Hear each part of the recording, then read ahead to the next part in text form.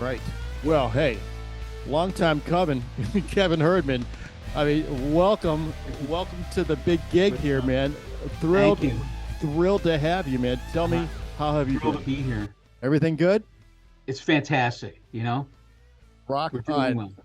Now, Kevin, it's my understanding that you are quite the guitar technician. Is that true?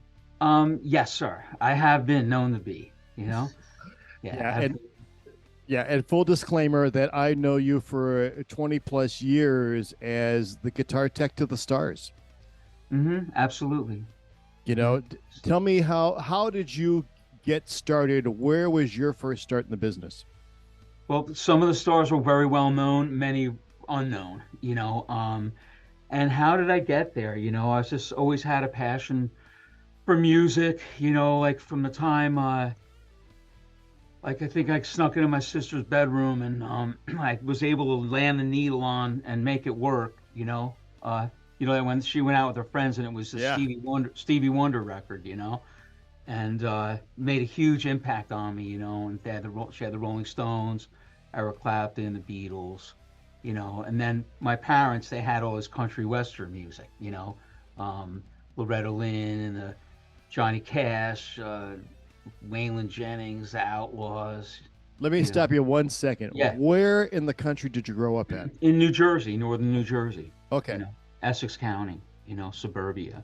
copy You that. know, and like just being around New York. I mean, CBS, like just talking like the radio musical influences. Being able to listen to the radio station in the car. Yeah. You had CBS was like the best top 40 ever, and you had WHN, believe it or not, which was a country music radio station, had the biggest listenership in the country, because of there were so many people around here. So I got exposed to a lot of it. And then, WNEW, rock and roll, and Scott Muni and the great DJs, so I grew up with that. And, we had the Capitol Theater in New Jersey, a lot of cool, music venues were around. And so I started getting into it. It was in my head. One time we got to get Meatloaf's autograph, down at the mall, and that was like huge, because he had, Wait a second. yeah, How old are you at that time? I think probably about 15. You're You know, 15 and Meatloaf is making an appearance in a local mall. Sam Goody, It's right? The Sam great, Goody. That was a record store. yes, Do you remember what record he was promoting? of course, Bat Out of Hell, the Oh, first well, record, the first one. and it was all over the radio, It's you it's know, certainly. What year do you think this was? 79. 79. Yeah. So you get down there and tell me, okay, who did you go with? My twin brother, You got a twin. yeah. How do I know I'm talking to the real Kevin?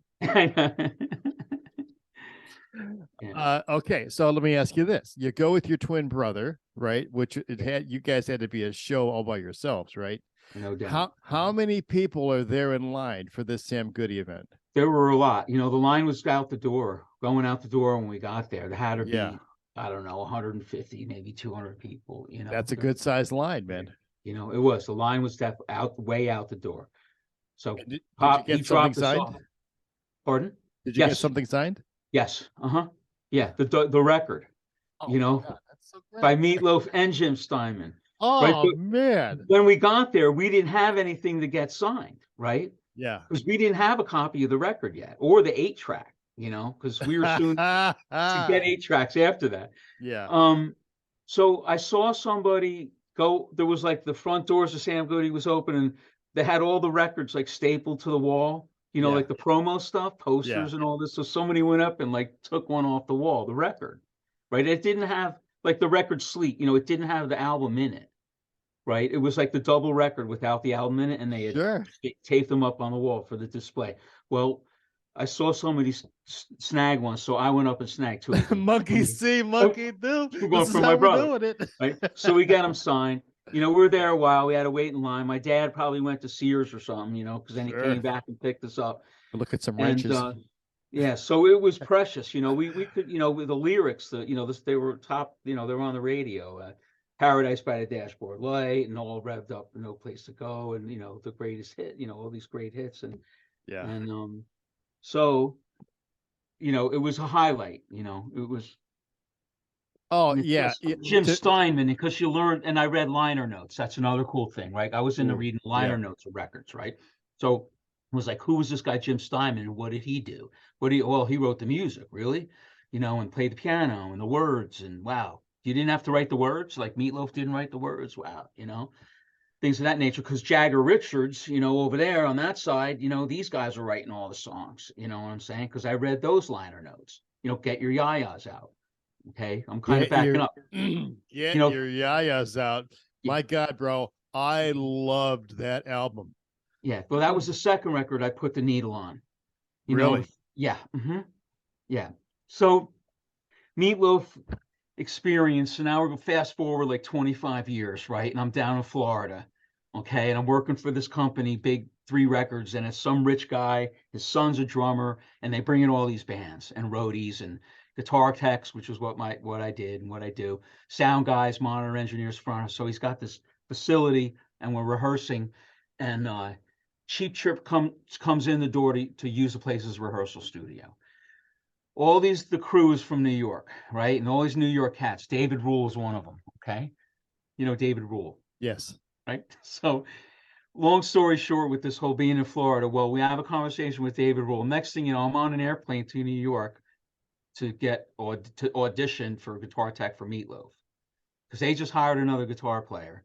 And what year And was this? 95 ish. Okay. Yeah. Sorry, I don't. No, it's okay. I'm Yeah, just trying to yeah. go Yeah, ahead. yeah, we're like fast forwarding big time, right? That's I'd all right. already, That's all right. been around SIR and these Pete folk, so Yep. I'd been working and did a couple tours. So next thing you know, I'm on Meatloaf's road crew, and I met the guy.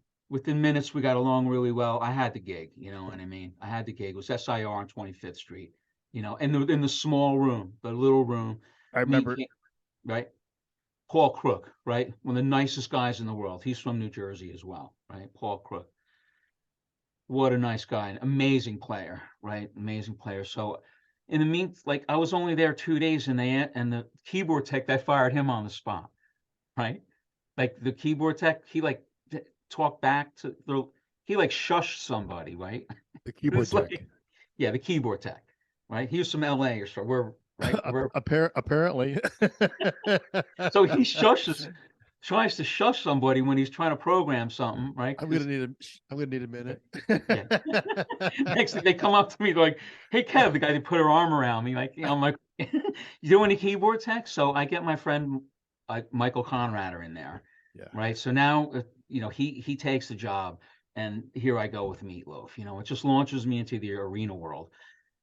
Pump right So through it. So you're with Meatloaf. yeah, it's about 2003. Okay. Okay. Turn to the century, as they say. Yeah. So I get this great gig with Meatloaf. We're doing like sheds and theaters in the States, but then we go over to Europe and it's crazy, where every place is sold out, there's some theaters and stuff, but it's mostly arenas and everything. And especially in Germany, it was pretty fantastic, And he's really. playing guitar. No, no. Well, so maybe at the end of the show, yeah, Meat Yeah. would play a little bit of guitar, you know what I mean? But no, I was taking care of Paul Crook, Gotcha. right? One guy stage left, and he was a handful. Had a lot of guitars, a lot of outboard gear. He's a former tech, so he had a lot of these two huge racks, but he put them together, and he knew how to work it. So he showed me he taught me how to do it, which is really cool. Yeah, it's a He long knew what ways. the fuck he knew It's what a he was long doing. ways away from my Kemper, where you just plug it in. Yeah, Select the era. yeah. Hmm. Yeah. So But go I'll ahead. kind of, yeah, backing up, I kind of jumped Hey, bro. forward with like meeting Meatloaf and then, 25 years later. So along the way, I think, I'm into music and I like to play guitar and, there's definitely a vibrant music scene in New Jersey and New York. Now we're, late 80s into the 90s Jersey Shore party scene. And we go seeing these like great bands, La Bamba and the Hubcaps, and really cool bands. And then into the city, with all those clubs and, When did you start playing guitar? probably when I was like 15, Okay. 16, when I saw Meatloaf, and I was in the Stones, Did your you know, twin pick up an instrument as well? sometimes, but no. Okay. Yeah, yeah. And we had seen like my first concert was I think Southside Johnny. You Oh, know, yeah, on New nice, Year's man. Eve. You know, big horn Really? section. Yeah, New Year's Eve at the Bro, Capitol I Theater. bet that was a great, Yeah, it was great fucking fantastic. show, man. Yeah, Capitol Theater. You know, Yeah. Passaic, and you know, Johnny Cash way back in the day in like Pennsylvania Dutch country when we stumbled on it with my parents, you know. We were like now we're talking the late 70s, right? The 75-ish. And we would take these day trips and we stumbled on this Grange and you know, Johnny Cash was playing there that night, you know, Chris Christopherson and Willie Nelson and you know, there were a couple buses outside, you know, it was on like big tour.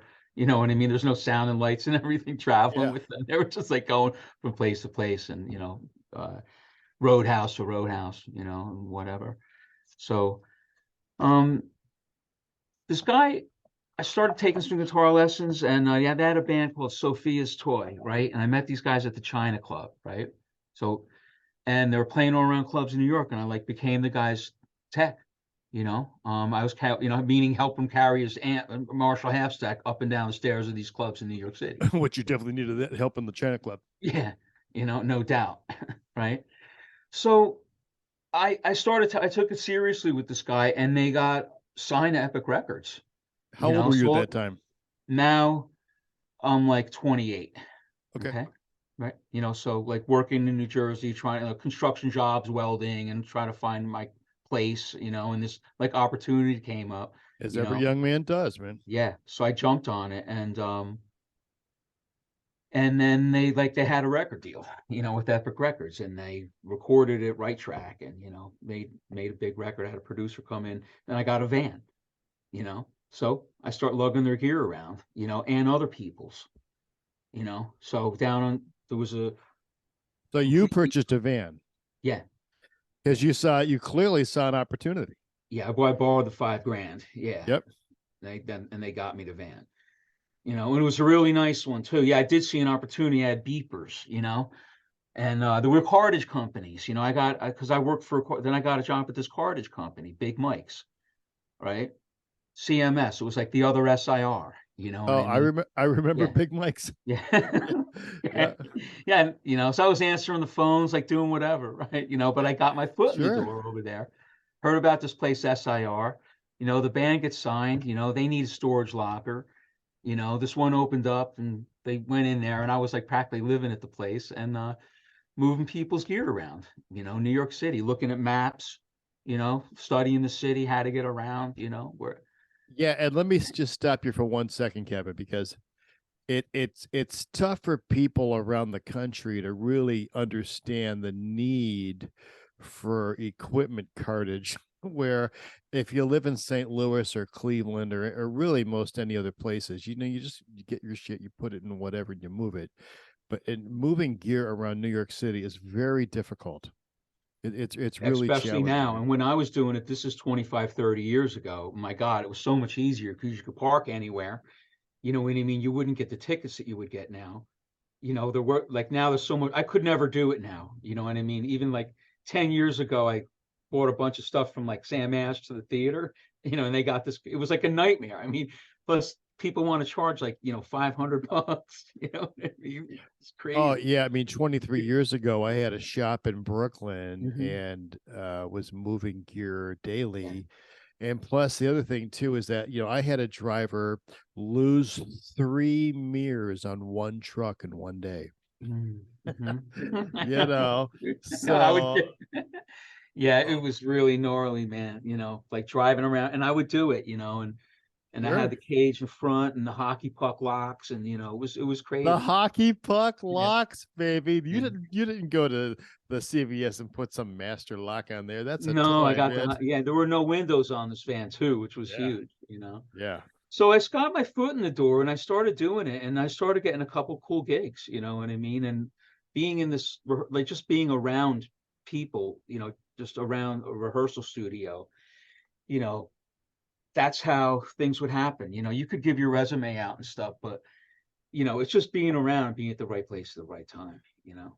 Bro, and let me tell you, there's a lot to be said for the experience that you got from being in that environment and understanding most important thing, which is hanging out and chill.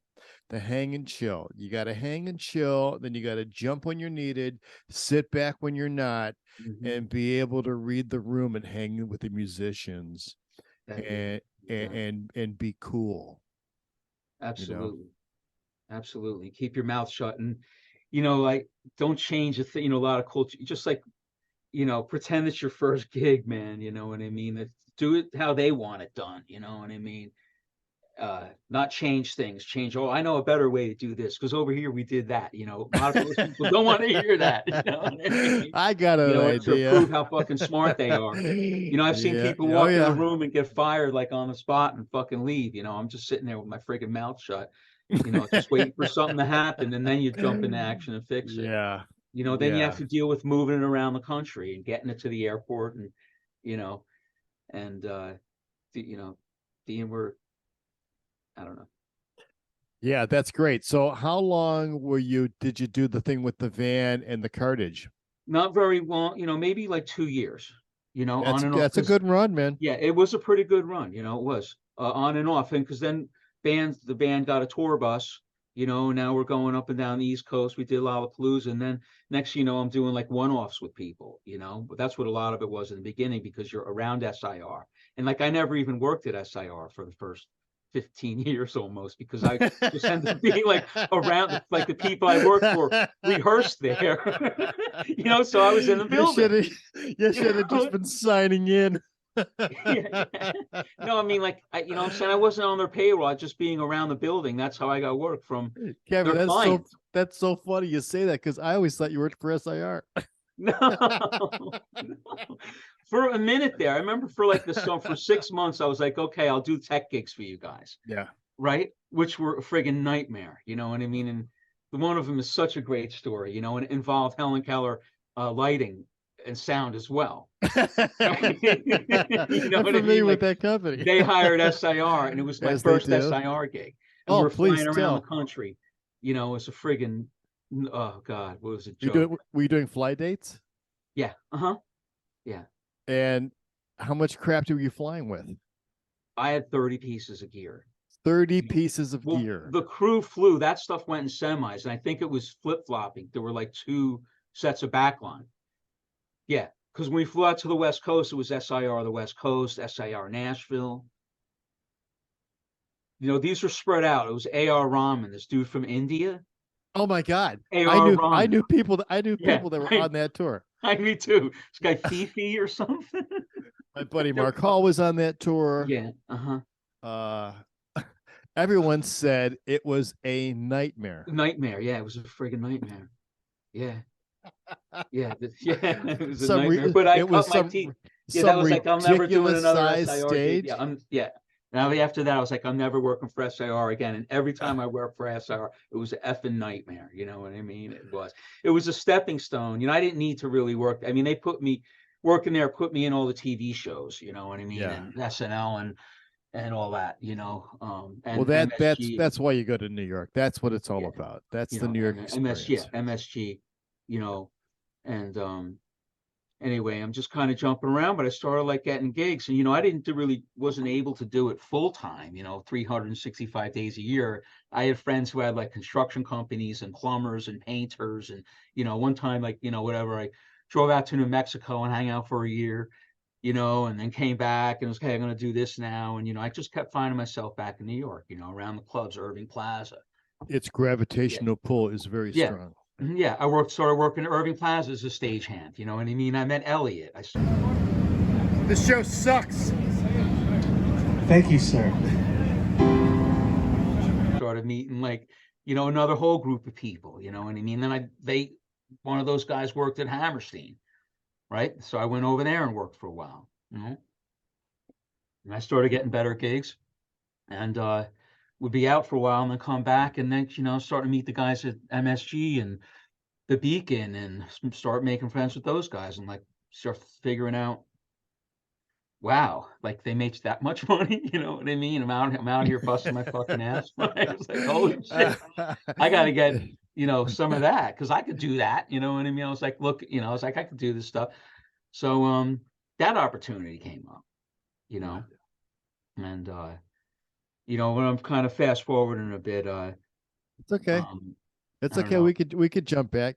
Yeah, So yeah. good. So back to your so you do this gig, you got this van thing happening, you're doing some cartage, right? Mm-hmm. That band picks up, and the next thing you know, you've jumped to speed to a tour bus. So Mm-hmm. now you got a place to sleep, place to put your shit, and you're no longer driving. Yeah. That's got to be a huge It relief was of a the huge jump. stress. Yeah. You We know, didn't even have there was no trailer. All the gear was underneath, oh, you know. And I was the perfect. roadie. I did it all, even the SVT, or what was it, a PV maybe, 4x10, in Yeah. its own road case, like, right. But I did the whole effing thing all around, clubs all over the place. They helped me. Sometimes a band would help me, you know what I mean? They find people to help me, and I was like, started at the bottom, man. You know what I mean? Fucking Well, and it's a common theme is that what you're continually doing is you're getting the job done. No matter absolutely. no matter what that job is, getting the job done, and Hmm. that's what's catapult you from next thing to thing, besides the fact that you're pleasant to be around, you know, Hmm. Thanks. really made it happen. So what happened? Where did you jump with after that band? Um, Probably to like Cyndi Lauper.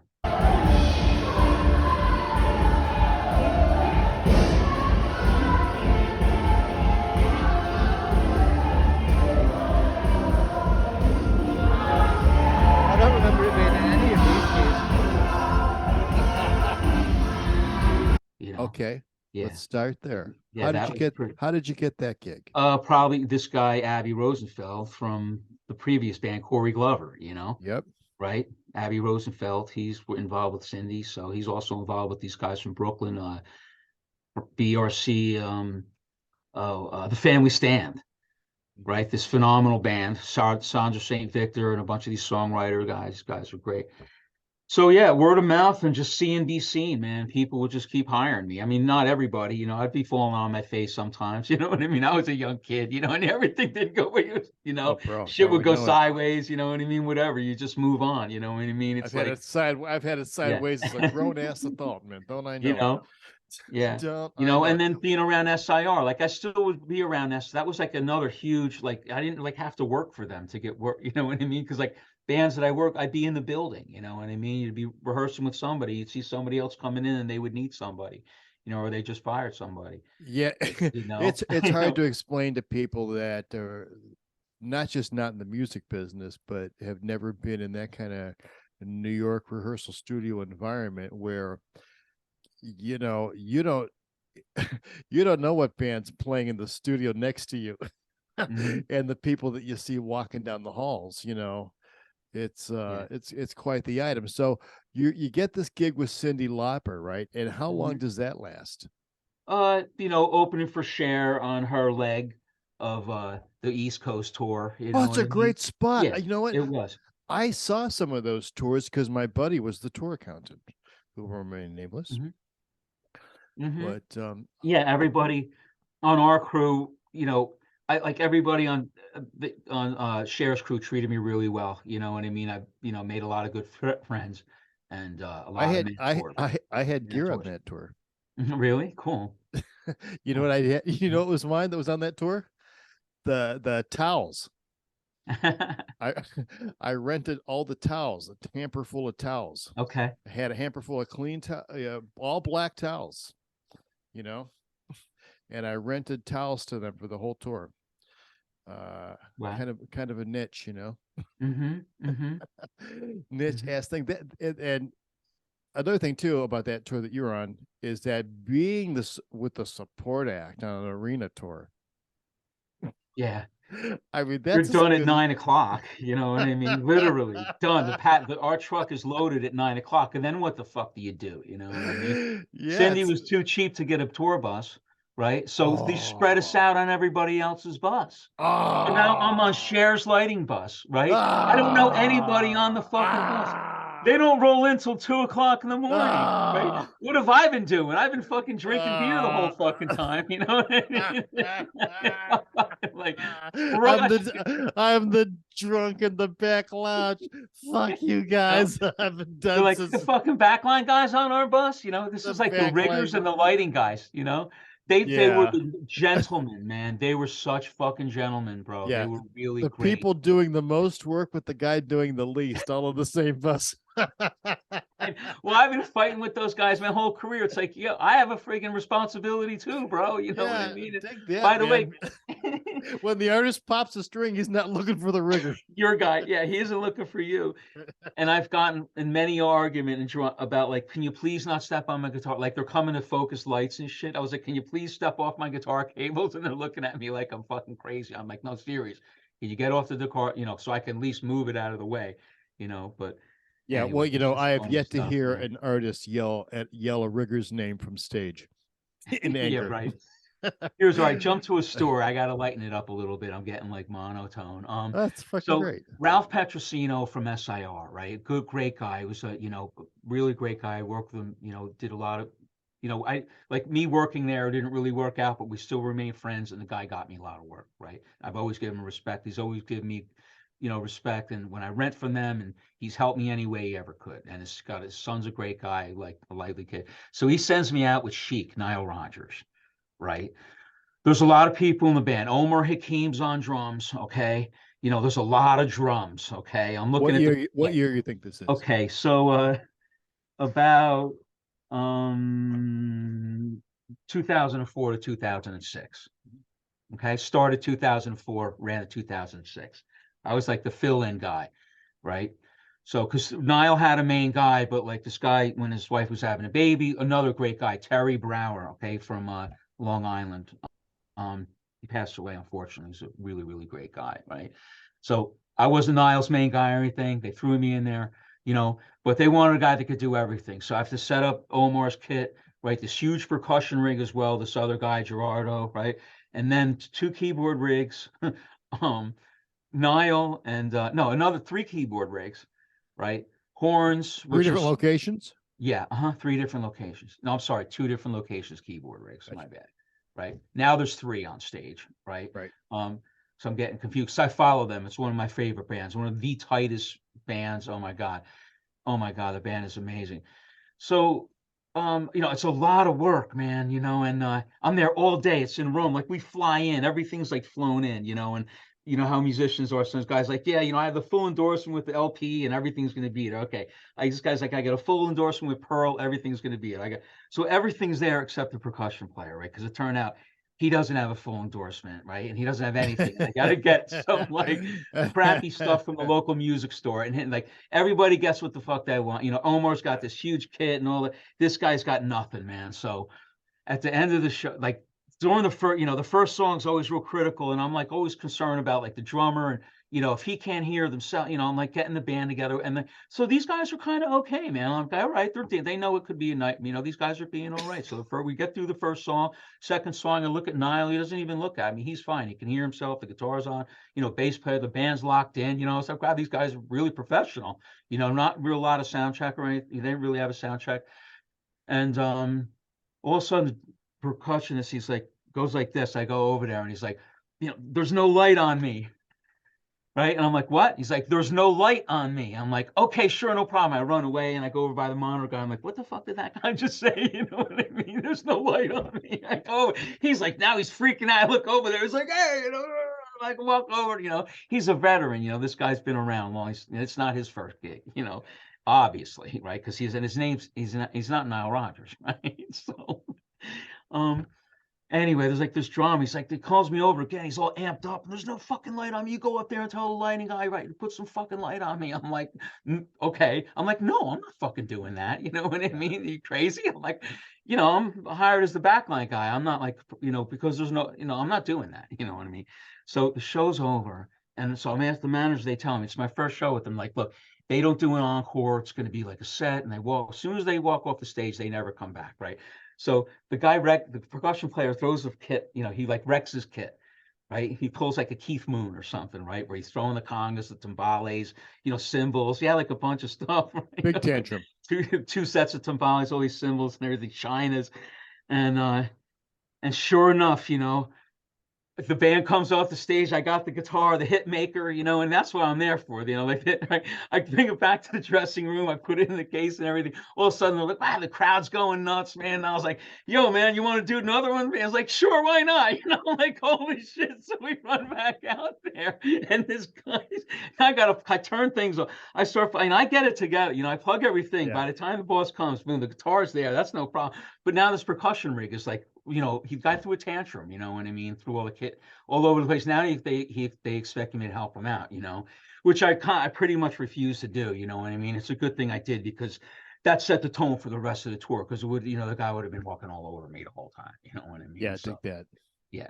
You got to, and that was just the first show. Yeah. And that was the first of many further crap shows, thankfully Niall's got a whole new management right now, and that shit would never happen right now. They got like a whole new ball game going on, but it was this tour of Italy, and man, it was great, So you were in Italy when it happened?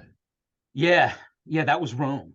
We had to like travel the next day, I did the whole thing all by myself. I was pretty young, you know what I mean? I was like from set up the drum riser to like the whole back line all by myself for not a lot of money, but I was cutting my teeth, and like a couple shows were really glamorous where they had of course, I come to find out, it was like we were doing this big tour, like Lollapalooza or something, and then they booked all these other little shows in between. It was in between shows that went sideways. Everything else was great. They had the back, they had the set, and it was a huge festival. Oh, you know what I mean? Niall walked in, it was like back to catering and a sanitary restroom and all the. It was fantastico. All the pluses in Italy, fantastico, and everybody they worship Niall over there. You know what I mean? But well, yeah. I just wanted to say that my experience has been the biggest pain in the ass on stage is always the percussion player. The percussion player is always the biggest pain in the ass and has some attitude that they brought with them. I mean, I don't know where it derives from, but you and I are not the only people that have recognized that there is a general problem with percussion players and their attitudes on stage. It can be, no doubt. And I know this cat too, and I have a history with him too, you know what I mean? But I mean, I've worked with Tito Puente, and he was a nice guy.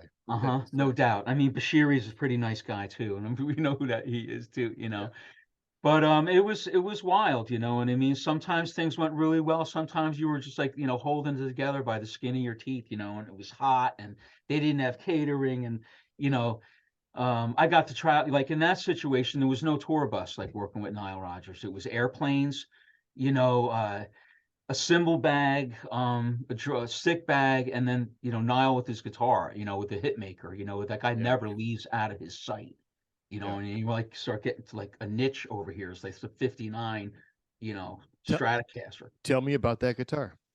I wish I had some pictures. I'll find them. Yeah, it's special. It's a 59 Stratocaster, Olympic white. I think there's a rosewood fretboard on it. And it's special, and they call it the hit maker. And it's like, because if he plays that guitar on your song, it's going to be a hit. You know what I mean? Because he's done a lot. Madonna, his set list is great. Like his live I can't talk enough about these guys. We should put the link. Chic please. Live at Glastonbury. Okay, that's a perfect example, because people come to me like, I want my band to, what does a band say? This is what a band should sound like. Chic Live at Glastonbury. The bass, the way it's just an unbelievable, the mix, and everything is playing, everyone's playing an instrument, and I mean, there's no pre-recorded anything. And even like Get Lucky, young guys, that song Get Lucky by Daft Punk, well, Nile Rodgers produced it, they played on it, they even, Nile and Omar, and they played at the VMAs when Daft Punk won the VMA Awards in Brooklyn. Nile played live on that night. I was there. Yeah, Niall played. Him and Omar Kane was playing drums. I don't know who played bass. Jerry should have been. It's got Jerry Barnes on it. Yeah, I'm pretty sure. I mean, not yet. Daft Punk won that. Yeah. So, for example, Nile Rodgers, it's a big stepping stone for me. Again, I met a lot of people. We're open for Santana, Montreux Jazz Festival, in the States, all these one-offs all over the place, you know what I mean? And they still call me, and they're gracious enough to sometimes I get to work with them again, mostly locally in New York, because I don't really like to travel, because I'm in the, IATSE, I have like another regular gig now, but those were some really good times, and Montreux Jazz Festival, and yeah, Where is that? Montreux, Switzerland. Tell me about it. Yeah. So some of these shows in Italy go south, right? Because it's promoted, like we did all the big Tim tour. Tim, I guess, a phone company, right? It's like the Verizon tour. We did those shows, and the last of these side gigs went south. So we have escape, drama trying to get out of Italy, right? In the August. I mean, it was the middle of the summer. So many people at the airport. Anyway, like there was almost a fight, with our tour manager and the promoter and blah, blah, blah. Anyway, we get out. So the guy's like, me and the two horn players, we flew to Geneva, I think, right? And they rented a car and drove to Montreux, right? No, yeah, no, I'm sorry. We went to Paris, okay? And drove all the way down to Montreux. The horn players, right? Bill Holloman and they work with Springsteen right now. Kurt Ram, right? These guys are seasoned professional. I couldn't believe like they got to rent a car next. I was just watching, they're following these guys, right? We flew from Rome to Paris and then drove all through the night to Montreux Jazz Festival. Okay. Got there, got into this hotel. They didn't have a hotel for us. So Claude Knobs puts us in the hotel next door in Vevey, right? Like Vevey, Vevey, Switzerland, right? And Picasso's daughter had a penthouse at the top of this hotel, right? It was a 3-star. It was called the Three Crowns or something, right? Michelin hotel. This thing was off the hook, man. You could see Lake Geneva. Now it was like, luxury, right? So we were there for 5. We're booked there. We're only supposed to be there 2 days, right? But we got there early because we had to leave Italy. So now we're in Montreux Jazz Festival for 5 days, right? Wow. Backstage pass with the photo. You could go to catering anytime you want. It was 24/7 catering. This guy. Who did you see? Huh? Who did you see I followed play? Nile around. We worked there. Well, Santana played, Seal played, and a lot of little side jobs. Excuse me. But Claude, they booked Nile in all these clubs. So I was still kind of working, you know what I mean?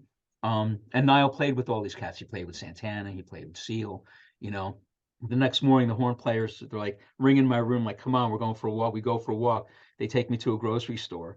We walk back with like, because a cup of coffee is like 25 euro. We're staying at this like really fancy hotel. Yeah, we walk back with like baguettes sticking out of my back pocket. I got a case of beer, right? Cheese, like refrigerator in the room and everything. These guys showed me how to tour, and I'm the seasoned professionals, how to, not go broke, you know what I'm saying? Save your per diem and stuff. Bro, I got put in the Waldorf for 6 weeks during the pandemic, and really, yeah, in Orlando because I was doing the NBA bubble thing. That's right. Okay, right but on. I was outside of the bubble, right? So I was one of the guys on the outside cruise. Okay, but the plus side I was working when no one else was. That was a good thing. But as you say, lunch what was $50, so it was all about going out someplace else and getting cheaper food. Yeah, that's how do you survive on the road? That's how I survive on the road, man. And I can't eat at truck stops all the time. You know what I mean? I would spend extra money, and that's another really fun thing to do. Like I can't wait till I go to Paris the next time. I want to bring my wife and take to all these cool restaurants that I know about that I love going to, and you don't have to be a millionaire either, That's the thing about being a roadie is that you definitely learn how to eat with the locals when you're traveling internationally, Yeah, absolutely. Yeah, definitely. That's awesome. Now, it's my understanding that you spent some time with Lou Reed because I did. That's another cool story. You came to the Garden with Lou Reed. When did that pick up for you? Okay, so after Meatloaf, Paul Crook asked me to do him a big favor and take care of a good friend of his, Sebastian Bach. Okay. So I go down to Sebastian's house and I'm in his basement. And again, 2005, 6, right? All this, right? A lot happening, right? A lot was happening. And I remember my phone was a flip phone, right? But I had a phone, right? And I just like done Europe a couple times with Meatloaf. It was like Europe to States, and a bunch of one-offs, right? So things were going really well. And now I'm in Sebastian Bach's basement, rehearsing with this band. The phone goes off, and it's this guy from Lou Reed. And he's like, wants me to come in tomorrow, right? And I just couldn't fuck over Sebastian Bach. So I told him I couldn't do the gig, right? Which broke my fucking heart, because I was about to just hang up the phone, walk out of there. And I almost did. And I almost did, right? For some reason, something I didn't, right? Because you're a professional and you've already made a commitment. Some reason I couldn't do it. That's it. Right. And that was a fucking nightmare, that gig. Okay. And I love those guys. You know what I mean? God, I love those guys, but that turned out, you know. So anyway, that's when I got oil spotted. Okay. So like I'll go for another sidebar. So I do the Sebastian Bach thing, right? We'll get back to Lou Reed. I won't forget, right? I do the freaking Sebastian Bach thing. They leave me I put my tour pass on the fucking seat for the driver. Like we pull into the truck stop on 95. Right? Yeah. Exit, like right, the first exit into Baltimore or something. Right? And for anyone watching this, yeah, that is Tour 101. That when the caravan pulls into a truck stop and someone gets off the bus, they take their laminate off and they leave it on the driver's seat. So that guy knows when he comes back in from fuel, that one of us is in there doing something, buying something, whatever. We are a man short. Yeah. So you come out of the truck stop. I come out of the truck stop and I see, right? The first thing I'm like, first of all, I don't see the tour bus there, right? It's just Sebastian Bach, man, right? I don't see the tour bus where it was. I'm looking around. I look up. Holy shit, there it is. It's on 95. I was already on the fucking highway. Right, going down the road. See ya, right? So in a panic, like so these people a couple had just gotten in their pickup truck, and I run up. I'm like, hey, can you help me? Like, I gotta get to that. And they're like rolling up their windows, locking the doors and shit. Cause I'm like, it's the middle of the summer. I got a cutoff shirt on that says Sebastian Bach or, Skid Row, Youth Gone Wild, pair of shorts, fucking no phone, right? But at least I had my wallet. I had my phone. I didn't grab my phone, right? Cause I put my pass on the seat and I was going to be right back. You know what I mean? My pass is on the seat. They're not going to leave me. You know what I mean? Right? Sure, it's not the guy's first gig, right? You know what I mean? Well, of course it was his first fucking gig. Yeah. So, I don't have a phone, and I'm like, and I'm, hungover, and because, oh my God. Anyway, they let me use the phone finally. I call the club, right? Somebody answers the phone. It's only like 11 in the morning, right? Who's at this fucking cruise? The owner's not at the club yet. It's the cleaning 11, crew, right? The cleaning crew. So the lady answers the phone and said, do me a favor, go by the fax machine. It's the cleaning crew. There's going to be a phone number on a fax. Go by sure enough, she did it. There was the phone number of the tour manager. I call the guy. I say, Kevin, where the fuck are you? I'm like, I'm back at the truck stop. So they drop everybody off at the hotel. Now they're like in Baltimore. They're where they're supposed to be. He makes the driver come back and get me. I think the bus driver comes back and gets me and pretty much right to the club. And we do this gig. Right. We get through it. We had to go to Boston the next day. He's like, no hotels, no showers. It was like 3 days of fucking hell, 3 shows in a row. And, I never looked back. Right. That was my thing with Sebastian Bach. God bless him. And, it was what it was. So right. Fast forward about a year or two later, I get another call for Lou Reed. Right. And it's by this guy, Gary Hood. Okay. So I know Gary. Yeah. Good friend of ours. Right. Right. Great guy. And one of the greatest guys ever. Amazing musician too, a bluesman, right? He's been playing with Cheap Trick. He played on Joan Jett's record. Get the fuck out of here. Joan Jett has a record that came out like a year ago, all acoustic. Gary plays harp on one of the songs. Really? Yep. Good for him, man. And he sat in with Jason Bonham, I think, when the levee breaks. Nice. Right? He's like got guitar tech, right? But they let him sit in, and also. Cheap Trick. Hey, there's some video clips. I'll get them together. All right. So this guy's like in the band too, right? But Gary Hood calls me, and I pretty much drop whatever the fuck I'm doing. I go down, and I get offered this job at Lou Reed, and of course I say yes to it. And I said yes to every single thing they ever threw at me, and it was a really, really new thing for me. It was like a great bunch of guys. Nobody was really busting your chops, There was no backstabbing going on. You know what I mean? It's like, wow, a fucking solid crew, right? And I had just gotten in. I know it was like had a rough patch with their crew or something. So I had gotten in right after that, right? It was probably like the perfect time for me to arrive. And they get me in there, they stick me with Lou Reed, and all right, you're gonna take care of this guy, Mike Rathke, right? I'm like, okay. So he's like one of the producers, and he plays guitar, right? And I recognize the guy's name, you know, and it's all high grade stuff, boutique handmade amps, Soldanos, you know, stuff's that's not gonna break. You know what I mean? This stuff's like all high end stuff This did not come from the SIR locker. yeah, exactly. Yeah. Oh, the SIR locker. The only place in SIR I came for was Lou Reed's locker. You know, it was filled with gear like that, you know?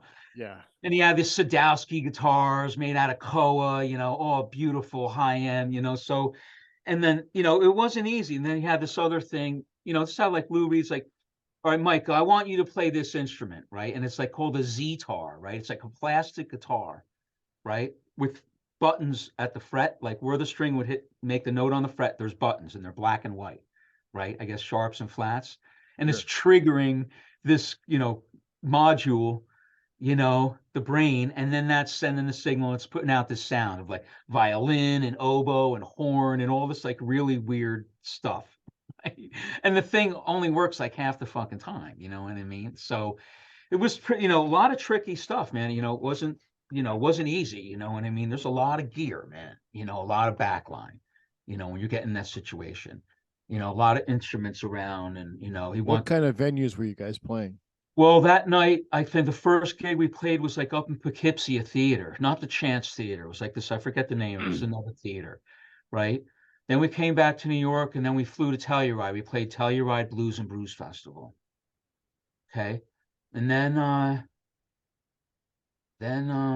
we went to Brooklyn, did 5 nights in a row at St. Anne's Warehouse, and they filmed it. You know, made a DVD. They called it Berlin. Well, it was Berlin, right? This record that he had put out in 1973. Well, they did it. You know, one of those things. And then when that thing hit the stores and people bought it, it was so bad they returned it.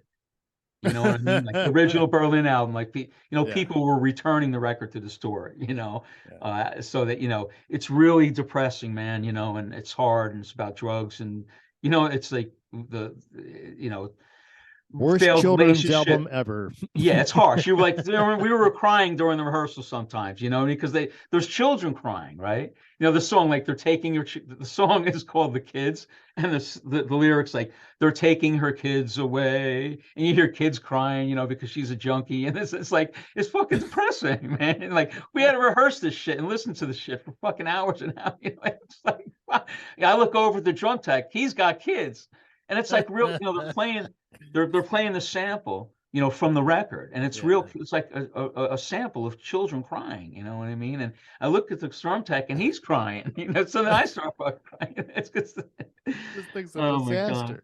Yeah. So, you know, we're playing like little sheds and theaters and stuff, you know. That's what we did with Lou Reed. It was like theaters, and then we went to Europe. So like we did this Berlin thing, and then we went to Europe and redid Berlin. Right? It was like the Berlin show. And at the end, he would do a couple encores. You know, Berlin meaning the record Berlin, Lou Reed's Berlin from beginning to end. And we had a children's choir, right? Horns and strings. So now I was like, of course I volunteered, or somehow got to be like the staging guy, you know? So now I was like the carpenter as well, setting up the risers for strings, horns, the children. There were chairs. You know, someone's got to call it. You know, taking on all these other roles. Then there's a curtain involved, and now, you know, I was trying to get my IATSE card. You know, and I had been around Broadway a couple times, and you know, I know how to do that stuff. You know, so now I'm doing that, rigging the curtain and things of that nature. You know, plus taking care of Mike Rathke, and well, you know, now they brought in Steve Hunter. You know, so Steve Hunter's a guitar player on the original Rock and Roll Animal Lou Reed record. Okay, Steve Hunter played with Alice Cooper, you know, with Dick Wagner, another great guitar player from Detroit. So I'm in heaven over here taking care of Steve Hunter, you know what I mean? We're touring around Europe, you know, and I mean, they have their own catering, Lou Reed, we have our own catering traveling with us. That Now is that's another so first. important. Okay, that was blowing my fucking mind, Yeah, that's and huge. yeah, That that that's was the huge. artist. That's the artist driven 100%. And No one else is going to pay for that. yeah, well, no wonder he didn't make any money on the road, but he didn't have to because it was Lou Reed. It wasn't like there was no record to support. I mean, there was, but he didn't. You know what I mean? Like, there's no record to support. We don't have to pay any money back to anybody. You know what I mean? We're not selling records here. It's just because we want to do it. And I mean, even for the record, the dinner was to order. So for dinner, you sat down at the table and there was a menu, and they brought it to you. Yeah. That was pretty classy, Yeah. It because it doesn't wasn't get always better. like that, you know what I mean? Okay. Oh, God. My God. But we had a lot of good times and they treated us real well. You can't, as soon as you say no, that's when you're getting fired. You know what I mean? Oh, bro. I mean, I Yeah. said yes to Yeah. everything, Mhm. which was Yeah. mostly horrible, Yeah. but that's how you get the good you is get the you good. say Yeah. yes to everything. You Yeah. take all the shitty gigs. Mhm. And for the people that say I'm not doing that and I'm not doing that, well, let me tell you what else you're not doing. Yeah, not doing the gig tonight. Well, here's another really Yeah. cool one. Like Cyndi Lauper was my first, like, I guess I did Trans-Siberian Orchestra, so that's how I met Elliot Saltzman, right, who also was with Joan Jett, right? So that's how I got Joan Jett. And that's, we talk about fun times, you know what I mean? Like, Oh, I didn't know that you worked with Joan Jett. yes, for like 2 years. In fact, I was looking at my tour pass the other day, and it was like, even like that was such a pleasure, right? Like, even like Joan was yelling at me sometimes, right? She was never talking down to me. Okay. All right. Yeah. What was she? Well, I can't hear myself, or that's too loud. Okay, that's like normal stuff when you're on stage in front of fucking 20,000 people. You know what I mean? Yeah. Like, somebody be Normal. fucking yelling in your ear. You're like, Yeah. okay, no. And well, at that point, I'd done it a couple of times. Like, okay, okay, no problem. I'll turn your amp down, or I'll do this, or I'll do whatever.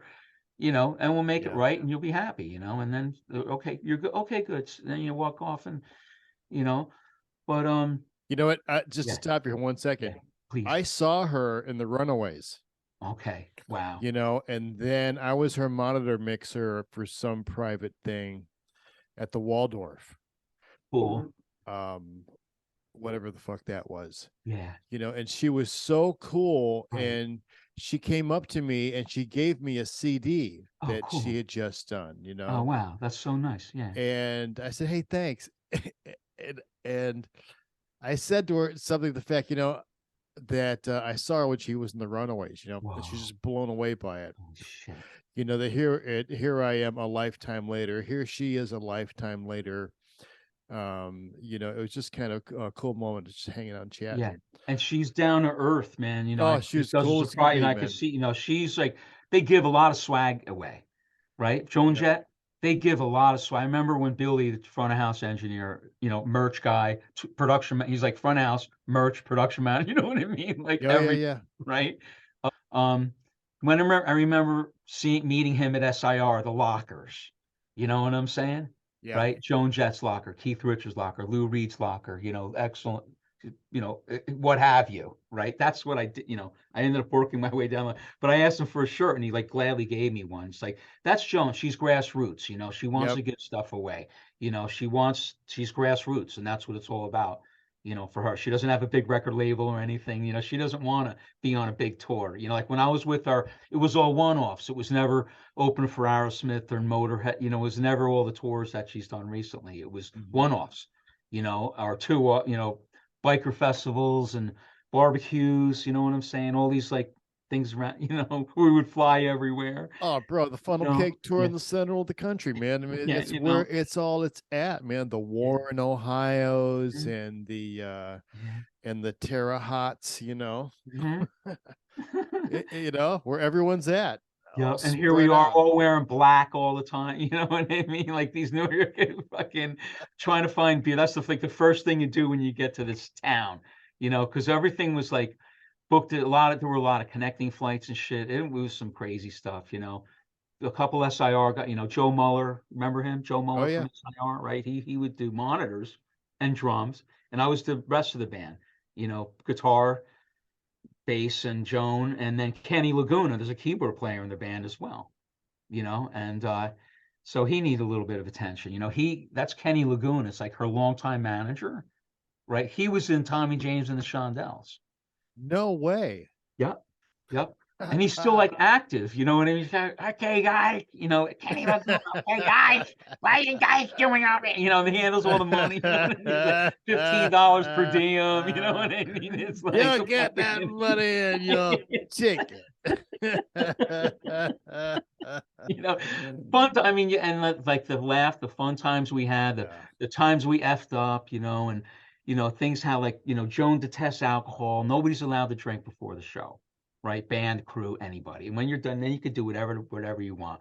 Well, somehow a case of beer found its way into the boys' dressing room, right? And I was responsible. I never said dressing room. I said, they're like, you don't have any beer on your rider. I'm like, just bring me a case at the end of the show, put it on the stage, right? This way I could like drink a few and give some to the stagehands, right? And have a nice loadout, Well, they brought it to the band room, So the band ended up getting shit faced, and the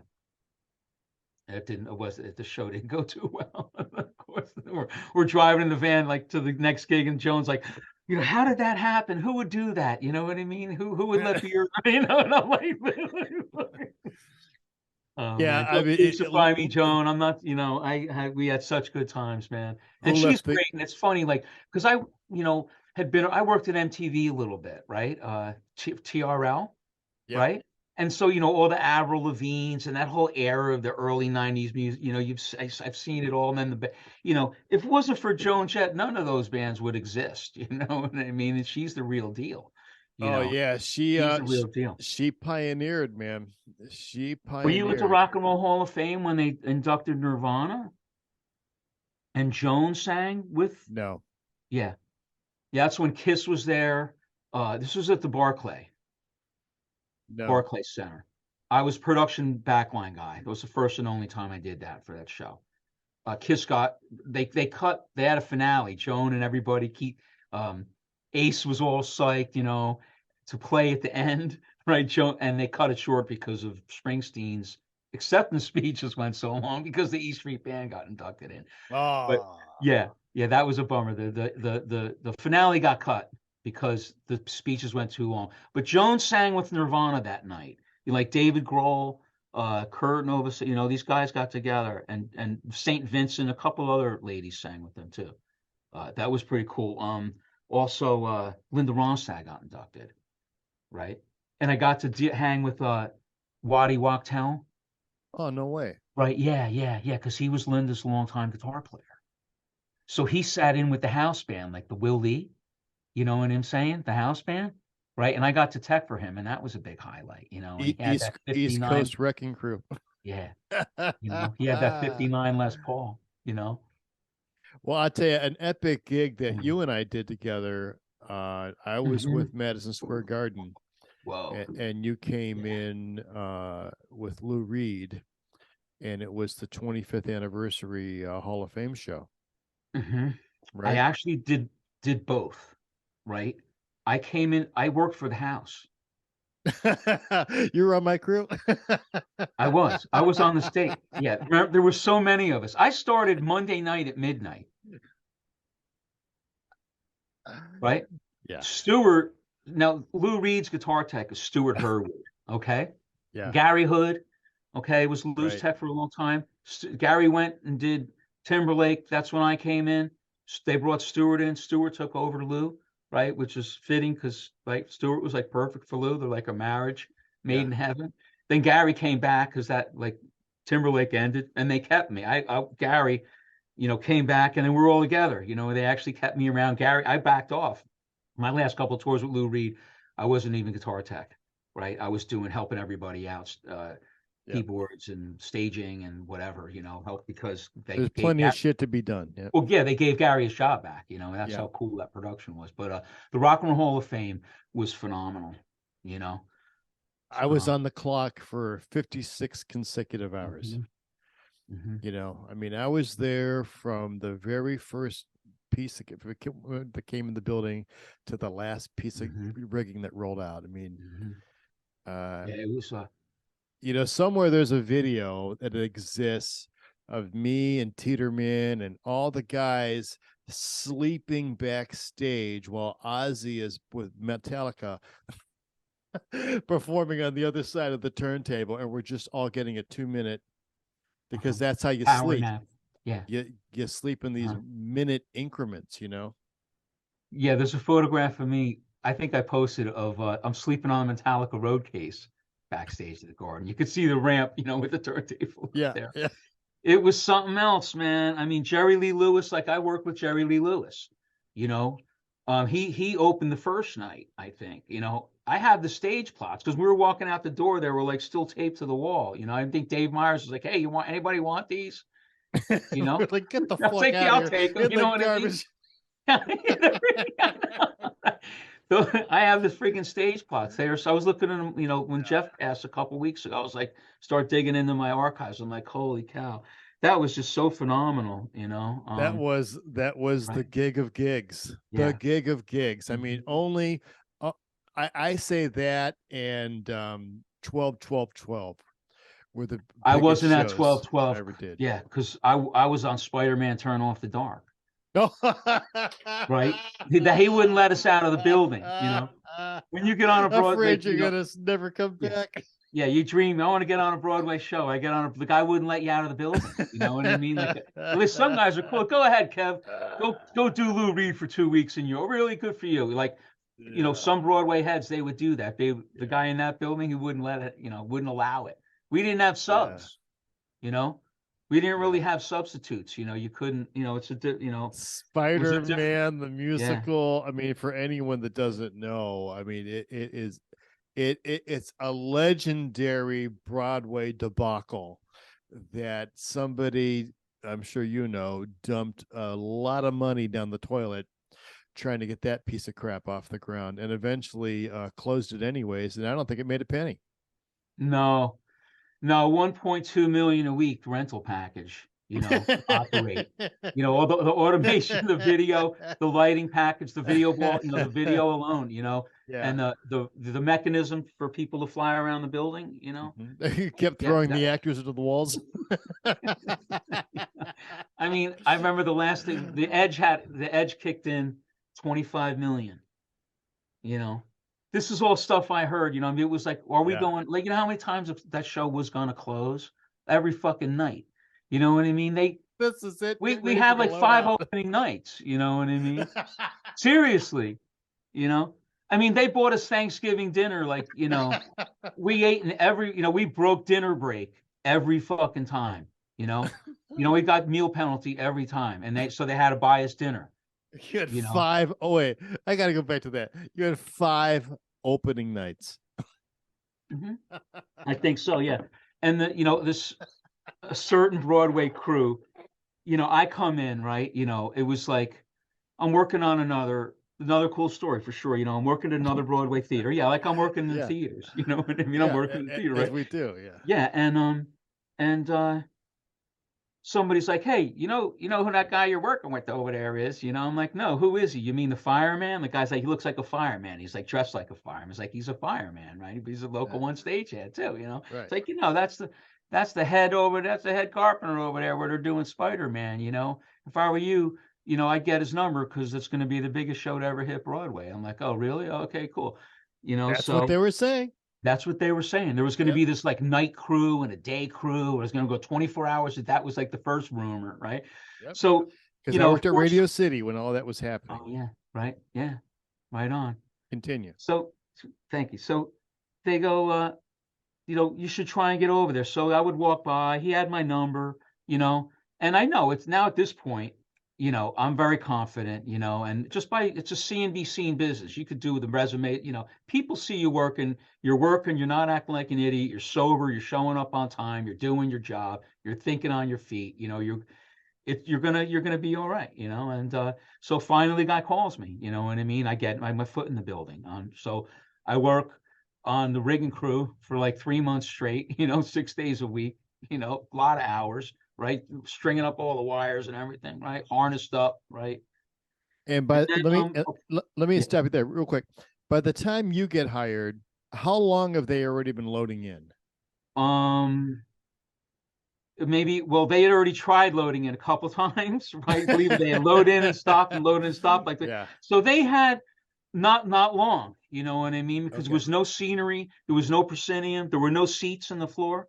It was just a rectangle. The whole first floor, right? Not the first floor, the whole orchestra pit. No, not orchestra pit. I'm sorry. The whole orchestra seating area. There were no chairs when I got in. You know, so it was the beginning of that, the final load in.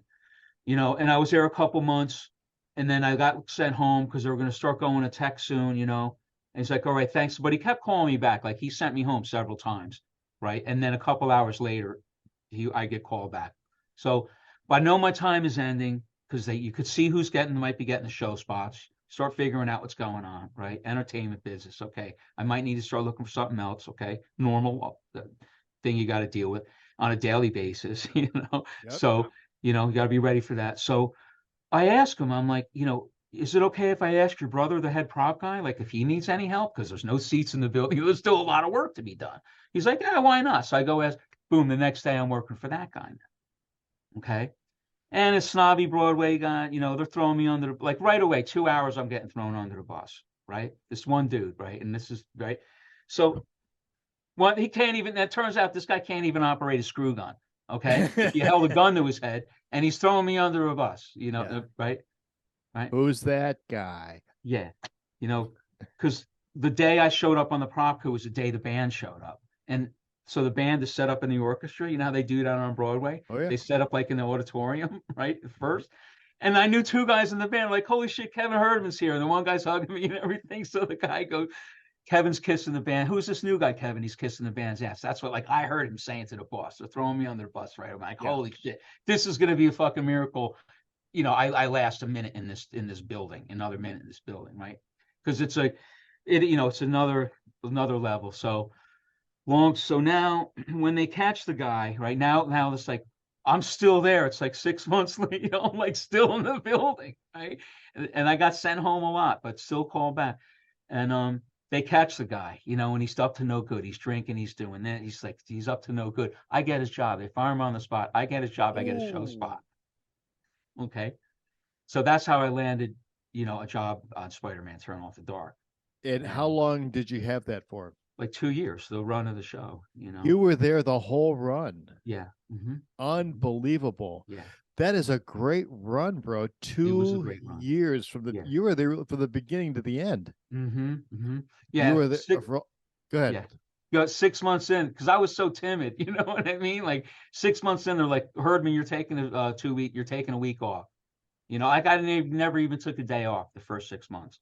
Yeah. You know what I mean? Because it was such a jump, you know, right, that you want to get every hour, you know, it's you know, again, it's people on the outside. It's not like you landed a job and you kept it, you know what I mean? It's an entertainment business, you know, you can get fired in any minute, you know, and most of the time you have no recourse, especially touring, you know. Well, not just fired, but the other thing is, you know, your employment is really by the call basis. You know, you really don't have grounds that, hey, I'm an employee and I have all of these recourses. I mean, they just stop calling you. Yeah. You know, that's how it goes. I mean, so you were there for all the accidents as well. Yes. I was there for all the accidents as well. Yeah. That's even horrible. to the point, like, you know, it was like, what's that? What was that sound? You know, that was a body. No, I'm not, you know, I go, what the fuck was that sound? Yeah. My partner, because I was on stage right props, he's like, that was a body. Right. And by the time we got from like all the way up stage right corner to downstage was like 40 feet because it's a massive stage. Right. Yeah. I hear somebody's voice going, somebody call 911. Oh, man. Right. You know, and they stopped the show right there and then took the dude out on the fucking stretcher. You know, I'll give the guy that. He came back. Okay. Like Bono and the Edge, they went to see in the hospital like that night or something, or like the next day. Right. The dude came back. You know, and he was like the main stunt guy, you know. So, yeah, it was. I mean, I almost got hurt a couple times, you know. So, I mean, yeah. I was there. The one time I wasn't there, there was one accident I wasn't there for. I'm glad I wasn't because when I heard it on the news, I was on vacation, you know. When I heard it on the news, I almost got sick, you know. But anyway, you were going to say? Oh, just that it, it's it's not unusual for a producer to have an over ambitious show that they're trying to get done in a certain time frame, maybe with the technology that hasn't been proven before, like with this rigging and the foy rigs that they had Mhm, these mhm, guys jumping around at. mhm. I mean, we did a show at Radio City where we were supposed to load in for a week, rehearse for a week, and do 6 weeks of shows, right? And what we did is we loaded in for a month and we rehearsed for a month and we did 2 shows. you know Yeah, so it doesn't always go as planned. And right. the Spider-Man uh show, I mean, for all of us that were in the union working in New York City at Yeah. that time, Spider-Man was the talk of it was the talk of everybody. What's Mhm, happening with Spider-Man today? What's mhm. going on over there? Who got Yeah, hurt today? When are yeah, they going to yeah. close this thing down? Right. They're out of their minds over there. The Uh-huh. money Yeah, they're blowing over there. This yeah. show's never going to work. This show's going to run forever. All right. We're gonna you know, retire on the show, you know. right, right, right. I'll retire in this building, you know. Yeah, I was like, calling up. Yeah, it was like my reps from Rollins, I was calling, the money was fucking rolling in like crazy, and it's my first Broadway show, you know. I yeah. was, bought a Roland drum kit. I was calling out all my favorites. I bought guitars like crazy. You know what I I mean? got Bass money. guitar. Calling up Gibson. Hey, can you hook me up? Sure, Kevin. Anything you want. You know what I mean? Like, Yeah, buying, getting my endorsements or whatever. It was a really good time. I just met my wife. We moved in together. That was magical. I got this show. We had a great yeah, apartment. I earned it. You know what I mean? And continued absolutely. to. It was tough. You know what I mean? People were dropping like flies. You know, I almost fell out a couple times. You know what I mean? Even like we didn't have subs. I was like throwing up in a spackle bucket in between, cues sometimes, because you got food poisoning or shit. There's no calling a fucking sub. This guy Yeah. was hardcore, but we made, we were there, and yeah, people got hurt and it was scary, everybody, it was crazy. Great, great, the best experience, like the union, we all stuck together. It was a great crew. I don't know if you know some of the guys that were on the show, but, Matty Lynch. Uh, not by name, but Okay. I Anyway, I probably know some guys that were on yeah, that we had crew. a good run. It was like Yep. really unbelievable. What a great experience. Thank God for the union, you know what I mean? Because the producers would have there would have been so many more accidents, you know what I mean? And you know what I'm saying? And I learned a lot about safety. I mean, the night after the guy got the first big accident, right? That's the first big. There were accidents before that, okay? A Yeah. little. I'm not going to elaborate any details, right? There was Yeah, that's an fine. actress. She quit because right? Something happened a couple weeks prior, a month, whatever. An actress walked out. I'm not doing this because right. Um, After the first big accident, that Spider-Man turned off the dark. The next day, I'm on the pickle because we stored all our props up in the air because there's no real estate. On the pickle means that you're Yeah, operating an electric motor. motor control. We Okay. call it the pickle, and there was 12 buttons on that. It's not just there was a lot, and you really had to be paying attention. You know what you're doing. And Yep. there's a guy with a clipboard watching me. I'm like, yo, what's up? Who's the guy with a clipboard? Like, that's the Department of Labor. OSHA's in here now, watching every single thing we do.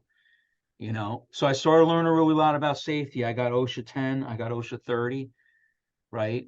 Um, and I start learning about, all the rules that are getting broken, you know what I mean? And then that's about the time, like, because I've been touring in Europe and people are wearing hard hats on stage, you Yeah. know, right? Over here, we're not, apparently they are now, but not in every venue, So say, it was a really good learning experience being on that show, you know. Yeah, and it always irks me when when I hear people talk about the unions and the expense and the cost of the manpower. It's like we're not the ones making these shitty decisions Mm-hmm. uh, uh, that causes us to stand around all day long. People that are organized and that have their act together and come in with the show, I mean, you use the union labor because we're the professionals. Mm-hmm. And I know from touring the country Right. recently, within the past few years, that the stagehand craft around the country is almost disappeared. That I go to major arenas around the country, and the people that they bring in that they picked up at the meth clinic on their way there that they're Uh-huh. calling Wow. stagehands, 100% unacceptable, you know. And thank God for what we got left in New York and LA and Right. Chicago, because the Mm-hmm. crews in Chicago are great because you're dealing with real stagehands. What do you Right. do for a living? I'm a stagehand. You go to another city, what do you do for a living? Well, I'm a carpenter. Well, I do Right. drywall. Well, I work at Mm-hmm. the Walmart. Well, and this is a part-time thing that they're doing to make extra money. It's not a craft, Yeah. you Right. know. Yes, and that's the part. Yeah, stage craft, the craft. You know what I Yeah. mean? And we've worked. I worked. I first. So here's we're doing a gig with Joan Jett in Central Park, right? And it's this Nike thing, right? And so apparently, we're going to be doing this gig thing with Nike. We're doing all these like Nike shows coming up. Okay, great.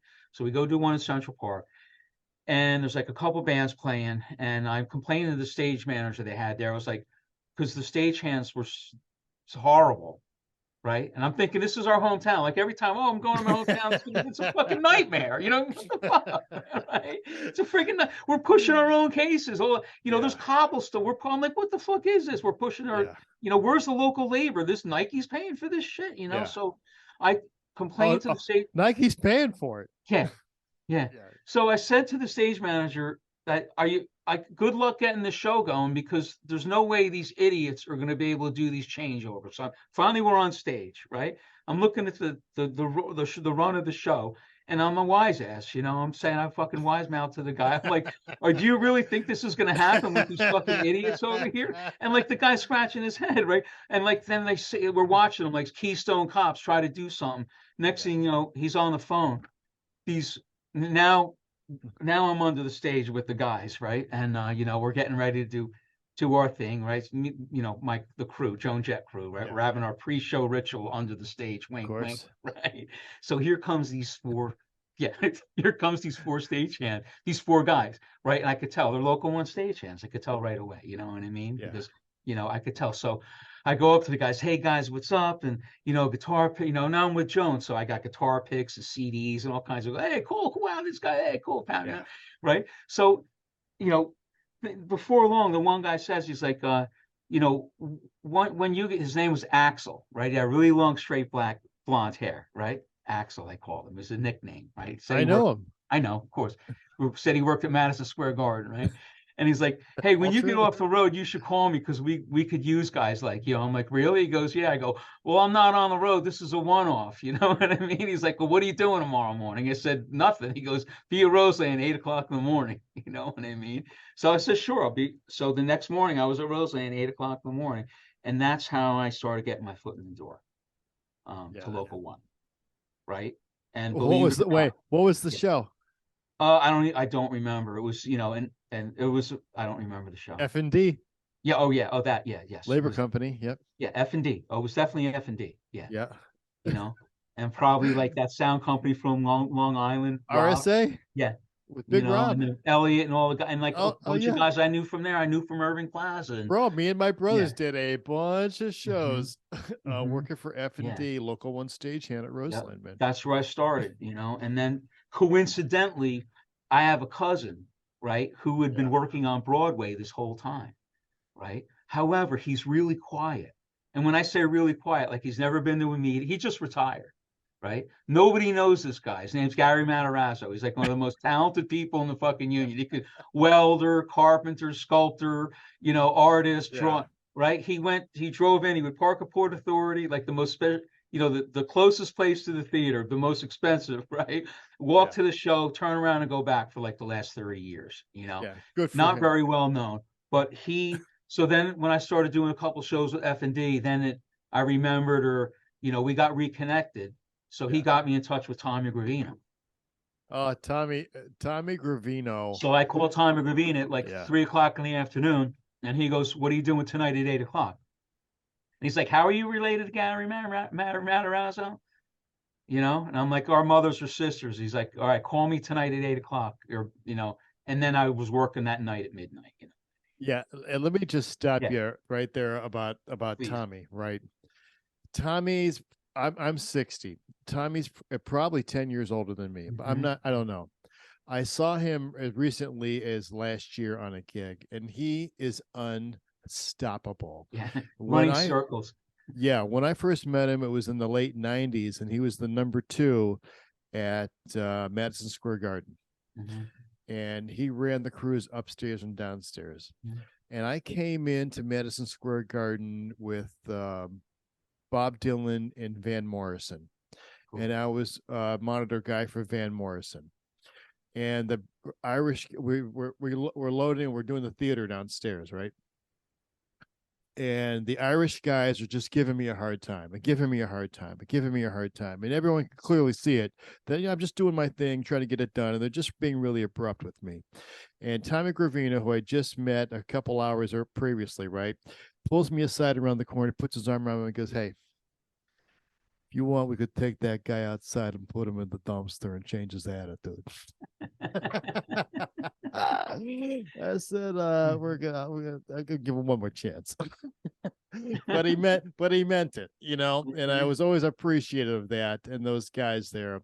And he is the poster child of hard working And stage getting it hand done. and getting Yeah, it done. getting it done, man. Holy cow.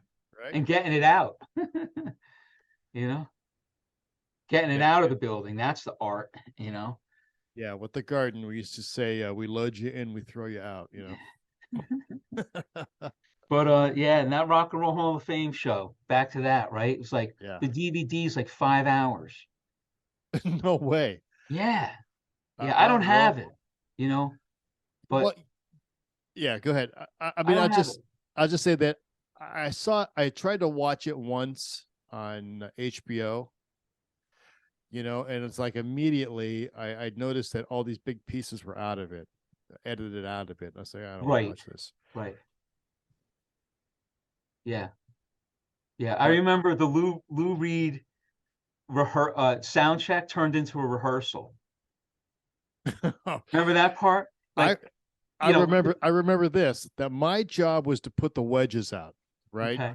And Lou Reed wanted to stand sideways with the drummer, Yeah, like so we could look at the drummer. so he could look at the drummer. Yeah, yeah. And Yes, I remember asking several times, "Are you sure this is the way you want it?"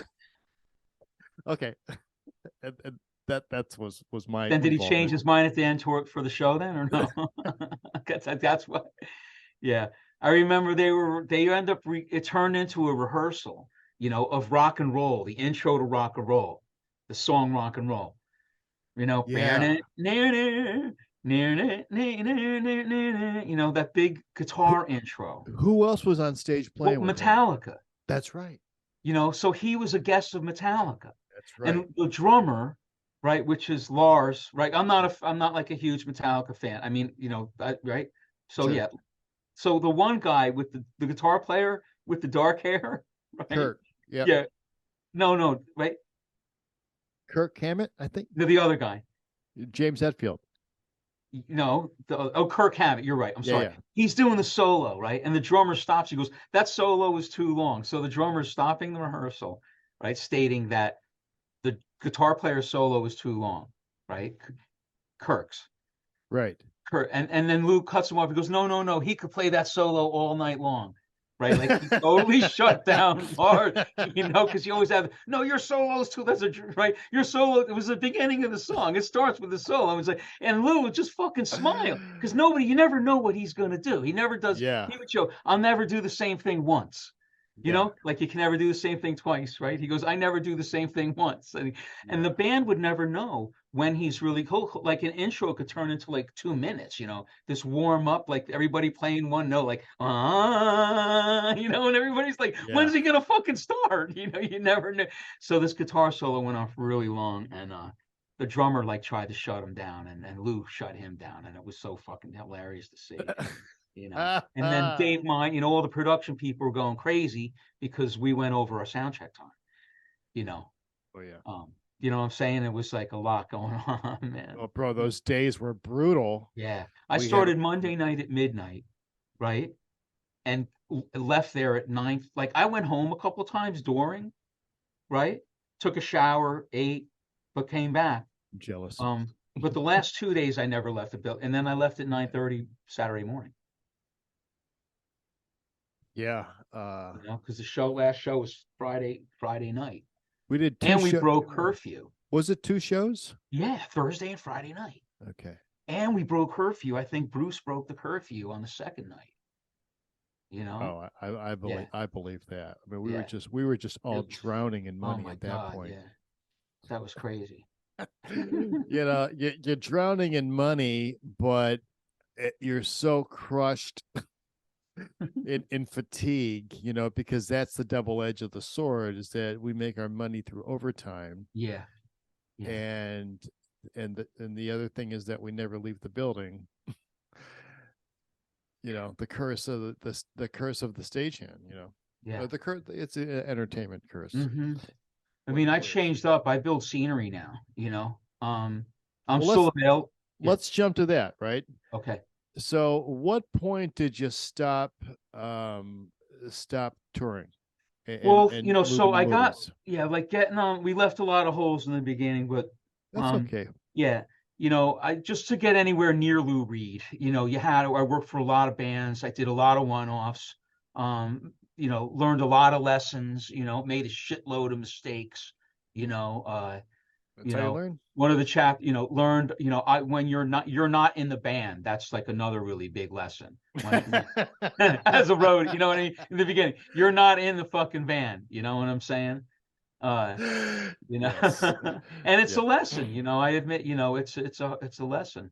Um, but You by are the time I you got are to Lou, not I in had the worked band. done Yeah. a lot of one-offs and worked at a lot of places. And you know, just being in New York City, you're lucky, you know, you have the opportunity to get a lot of work.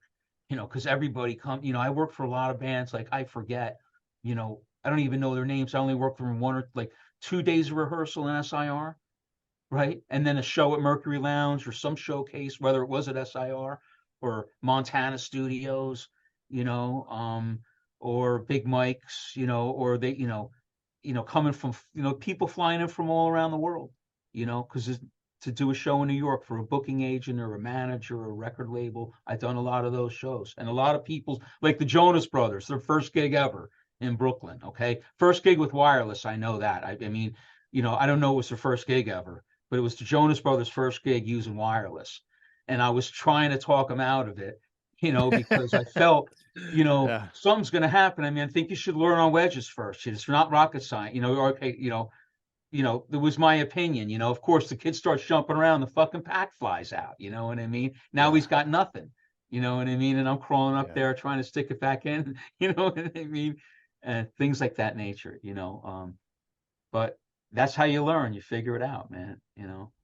Yeah, you definitely a couple things I'll say about that. First off, you learn from your mistakes, not your successes, because your successes could be misleading.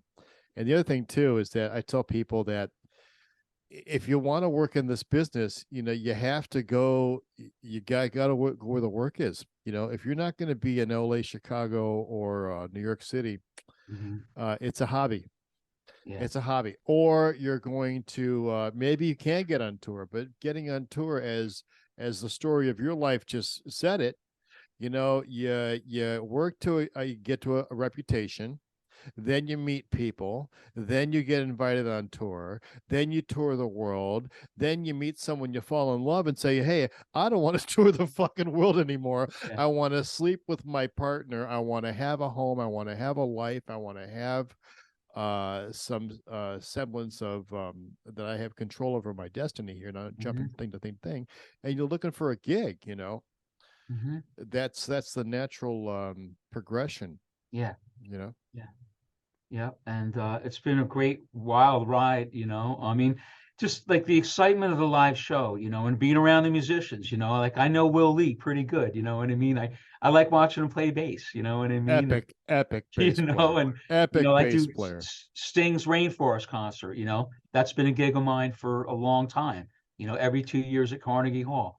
last time we did it right before the pandemic in 19, in like December of 2019, was at the Beacon, and that was an epic show, and you know, I just love being around it. I mean, I spent the night with the Hitmaker. I've spent the night with guitars. Joan Jett's guitar. My first, I'm like alone in the room with this thing the first time. You know what I mean? I'm like, we're really nowhere to go. I'm not going to go to the bar. When they gave me the guitar, she said, "Don't let this out of your sight." Right. So I said, "Well, I can leave it in my room, right?" And go, "Oh yeah, of course you can leave it in the room and leave the room. You don't have to carry it with you." Okay. So I'm in the room with the thing. I'm like, "Well, maybe I'll change the strings now, Yeah. because tomorrow's might be a long day. You never know. By the time I get up on stage, I may not change the strings, may not be something I want it. I'm going to be able to do." So it's this Melody Maker. It doesn't even have a serial number because the headstock's been broken off so many times, and the thing's really old. Looks like it's from the late, it's from the 60s or something. It's got all this road wear on it. And I'm changing the strings. I change the strings and I'm tuning up the A string, and like the thing, like when you tune a guitar, like you feel this tension when you're turning the thing, and it's like tension, Yep. tension, tension, right? All of a sudden it gets really easy. I'm like, holy shit, what just happened? You know what I mean? Like, so when it went in the tune, it got easy. Okay. So what I'm trying to say is like the guitar like tuned itself. It wanted to be in tune. When you wound up that string and it went tension, tension, and got harder and harder to turn the button, all of a sudden it got really easy where the thing. And I played the A chord and the goddamn thing started vibrating. Right. And it was magic. Okay. And that's what is really, really cool. It's music. So Joan's put her heart and soul into this thing forever, and the thing has a life to it, I think, and it's magical, you know. Yeah, that's really cool. I mean, every instrument has its own vibe to it, so to Yeah, speak. And voice, yeah. and it's really true. I've Yeah. been playing since I was a kid, and my father is a Mm-hmm. flamenco guitar player. Yep. Yep. Yep. So I know what you're saying when it hits the sweet spot. Yeah. Recently, I bought my first Rickenbacker Cool. bass, and some of my BC Riches, I do a tuning where I tune it to a G, Cool. so it's way Low. super Yeah. super low, right? But the Rick does not want to do that. It doesn't want to do anything below a half step, Okay. It's too because floppy, right? It's like, yeah. it's hard to describe, but only Yeah, it you doesn't can won't do understand. it. It doesn't want to do it. Yeah, it won't work. Doesn't work. Yeah. It doesn't work. It needs that X amount of tension to Tension, it. yeah. Well, that's a big piece of wood too, and it's got that It, headstock, it's got a lot of wood. It ain't the Yeah. Steinberger, But as the point that you're saying, that once an instrument has its sweet spot, Mhm. and especially an older one that's been through, God, how many gigs? Yeah. She dragged that thing through, Yeah. right? Yeah. Sweating all over it. The thing's like rusty. It's like you sweat dripping out. You get it back, you go like this, like sweat dripping out of it. It's like, holy shit, It's got rust on it. friggin' right, yeah, with the a wire brush on the pickups, Yeah. And but that's rock and roll, and that's what makes her great. I mean, she's like a punk band, that's the other thing. Joan's microphone stand, it's 6 feet from the edge of the drum riser to her microphone stand. Okay. We're a very small footprint, It was a fun gig, man. It didn't take much to get that that setup going, up and running, Yeah, there's a it lot wasn't to be like some big operation, Oh, I like a tight unit. Yeah. Yeah. And did she had two guitar players? No. Dougie, who's still with her today, Mhm. Doug. So, but he's a guitar player. Yes, one Okay, guitar part, and a bass okay. player. So it is two guitars, bass, and drums. Yes, Joan on guitar, vocals, guitar player Doug, Dougie Needles, I think his last name is right. The Big East Village guy, great guy. What a touch, and oh my God, like really, yeah. And bass player Enzo when I was with them, and there's a different guy playing bass now, I believe. But and then the guy on keyboards, believe it or not, there's keyboards, and Tommy Price on drums. Oh, a great drummer. And it's all toms. You know what I mean? Yeah. It's like when you really think, It's a and lot. Now that you say that, and I'm thinking about Joan Jett song, it is a lot of floor time, isn't it? It is a lot of times. Yeah. Huh. Fucking classic, man. Yeah. So you made the jump to the movie business. Yeah, that was just because of an opportunity, like an opportunity came up one summer, so like if you don't have a full-time job on Broadway, okay, or right, good luck, right? Well, Or and to stop you there too, right? Most Broadway people that work on Broadway do 8 shows a week, right? yes, It's not like Spider-Man with all this crazy ass overtime. no, Because they're trying to figure out most Broadway shows are gigs are 8 shows a week, 0 overtime, and it's really not a high paying gig. it's a steady gig. I mean, steady it's gig. great annuity and vacation, we're at the Yep. top of the food chain with that. But it's Yep. a really easy gig and you're not killing yourself, what I mean? All No, true. it's fucking All true. beautiful, if that's what you want, and keep your I hands burned clean. out on that. Yeah. What'd you say? Yeah, keep your hands clean. Yeah. Yeah. Yeah. But I mean, Spider-Man was 8 a.m. to midnight, 6 days a week for the first 6 months. Yeah, that's not a problem. That was brutal. That's but like I was up for unusual. it at that point. You know what I mean? Yeah. I was so happy to be in the building, you know what I mean? I was up for it because if you don't have that job, which is really hard to get, to make, the top tier, if you will, you got to take every single gig that comes your way, what I mean? And that you never know when you're going home, and it's all these industrials, you got to do that and work for all those guys that we got burned out working for, what I mean? And all those industrials. And I mean, I worked at Best Buy Theater. I was working at Best Buy and Terminal 5. You see him on the way up, then I'm down at the Garden. You see him on the way up, you see him on the way down. What I mean? I would, when I was working, when I finally got to Radio City, because so-and-so's brother, called so-and-so's brother and said, you should hire this guy. I was like a fish out. I mean, I was like, do I even want to work here? What I mean? Like, this place is so huge. Like, can I even handle this? You know what I mean? So then, like, the opportunity movies came up. I moved out to Jersey, right? Like all that Spider-Man money that I made and saved, right? Because I didn't take a lot of time off and whatnot. We moved out to New Jersey, got a nice place, got out of the rat race, nice place to live. And then a movie opportunity came up. That's what I was trying to say earlier. Like, so if you don't have a full-time job on Broadway, you take everything that comes. A couple of years ago or several years ago, Local 52, the movie business, reached out to Local 1 for carpenters, right? Well, I blurted out that I was a carpenter, and they said, okay, call this guy. I went over there. So I went over to the movies one day. It was a miracle. He told me to come back the next day. At least I thought. So, I worked there a couple of weeks. Was like, wow, this isn't bad. And then so I would intermittently work in the movies. And coincidentally, when I moved out here, another opportunity came up to do a movie. I get in on the ground floor and I did the whole thing, and I was like, holy shit, this is pretty good. So then the insurance came from over there. I looked at that, and I looked at the other one and I was like, okay, by the way, I'm home every night. Yeah. And I'm home on the weekends. The first year I didn't work one weekend. My first year out here, I didn't work one weekend. I was like, wait a second. So I start figuring it out. I'm like, okay, here comes the Local 1 dues. You just pay the dues because, you never know when you need to go back over there. Right. Or you're whatever. Because, I'm going to end up in those buildings, eventually when I do my rock and roll gigs still sometime. And so now I've been staying in the movies, and now I'm over there. Like, you probably make more money in Local 1, you know what I mean? But I'm home every night, you know what I mean? And, you don't have to answer your phone every single, it's a different lifestyle, Yeah, completely. different lifestyle. All right.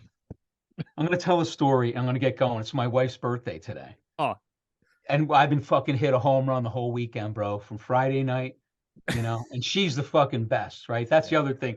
I didn't get married. Like, having relationships in this business is tough, man. I waited till I was 47 years old, okay? 47 effing years old till I got married, Boom, and I hit a fucking home run. Good for you, man. Count my blessings every day. Every day. I'm on my third one. I say the first 2 are rehearsals, but if you got it right the first time, God bless you, man.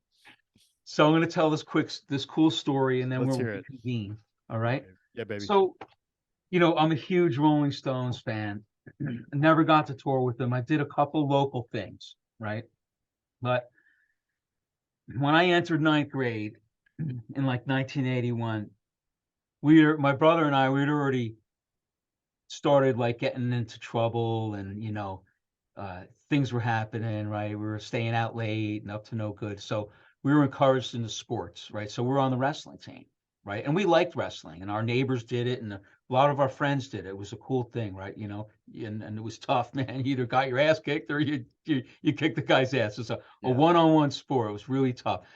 So we're doing the wrestling thing, and we get out, and we're riding our skateboards up, and there's this girl, Heidi Brown. I had a huge crush on her, right? And apparently, like, they lived, not apparently, they lived on the nicer side of town, right?